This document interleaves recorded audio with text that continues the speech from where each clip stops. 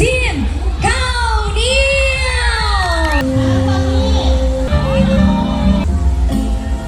สวัสดีทุกท่าน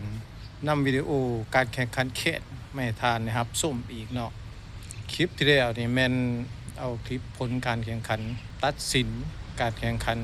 เป่าแขนมีอยู่4ทีมสุดท้ายที่ได้เข้ารอบเนาะก็ได้ฮู้และทีมที่1ผู้หญิงเนาะใส่สุดกระโปรงดำนั่นแหละวิดีโอตอนนี้มันเอาทีมที่ได้เข้าแข่งขันในรอบ4ทีมสุดท้ายเนาะซึ่งเป็นอีกทีมหนึ่งที่ว่าแสดงได้ดีสมควรเนาะแต่ว่าได้อันดับ4เนาะถ้าชื่อบ่ผิดได้อันดับ4เนาะว่าอันดับ1ก็ฮู้ไปแล้วเนาะเป็นทีม Forest ที่3ก็เป็นฮู้แล้วแม่นวงแคนเหล้าไอ้ต่อยเนาะได้ที่3ที่2ก็แม่นวงผู้หญิงอีกอันนี้แม่นไอ้ที่4ทีมนี้มีชื่อว่าทีมเขาเหนียวอีกทีมนึงที่เขาแข่งขันไปหอบ4ทีมสุดท้ายว่าไปเบิ่งการแสดงของ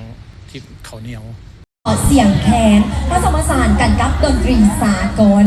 ในงานของพวกเขาเป็นการส่งเสริมวัยหนุ่มลาวแน่นอนนเยาวชนที่สำคัญ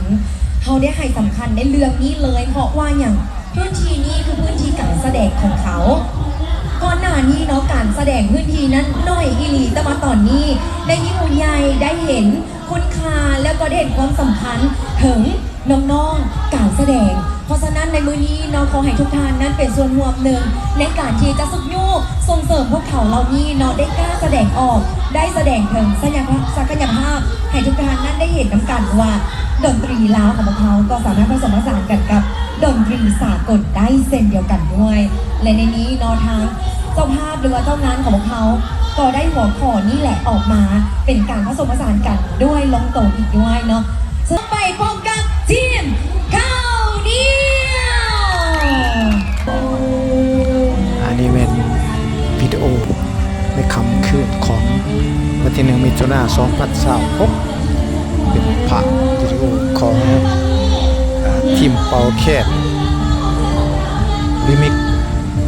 ที่มีชื่อว่าทีมเขาเหนียว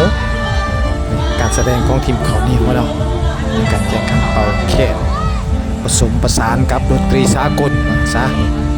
ทีมนี้ก็มีเครื่องดนตรี3อย่างแคนกีตาร์โปมแล้วก็ไวโอลินบรรยากาศที่ว่าเขากันดีจังหวัดมวนซื่นคึกคืนดีซะแล้วทีมนี้ครับที่4ซะได้เขาแข่งขันอยู่ใน4ทีมสุดท้ายเขาได้หอบสิ่ง4ทีมสุดท้ายว่าซะ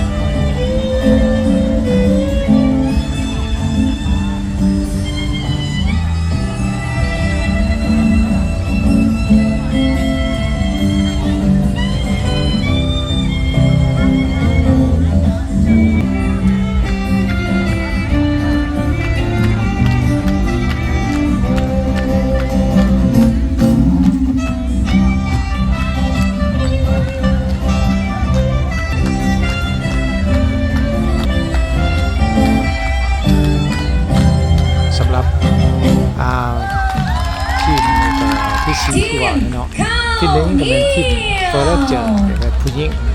ใส่กระโปรงสีดำเนาะที่สองก็ทีมผู้หญิงใส่ ขอในงานโซนนั้นน่ะเลยเจ้า ทีมแขนนิรัตน์บอกจือซื้อไปได้ที่สาม เห็ ก็ นบ เป็ อน กว่าขอในงานเดือดเอื้อยเขาเนี่ยเขา แข กิ น น วงเราอ้อยต่อยเนาะที่ซื้อมันคิดคน หมดอีกแล้วกินปลาอีกแล้วเนาะสำหรับในรอบนี้จะเป็นอาจารย์โอวีเนาะที่เพิ่นจะให้คำคิดคำเห็นตอนนี้เขาเสนออาจารย์ดี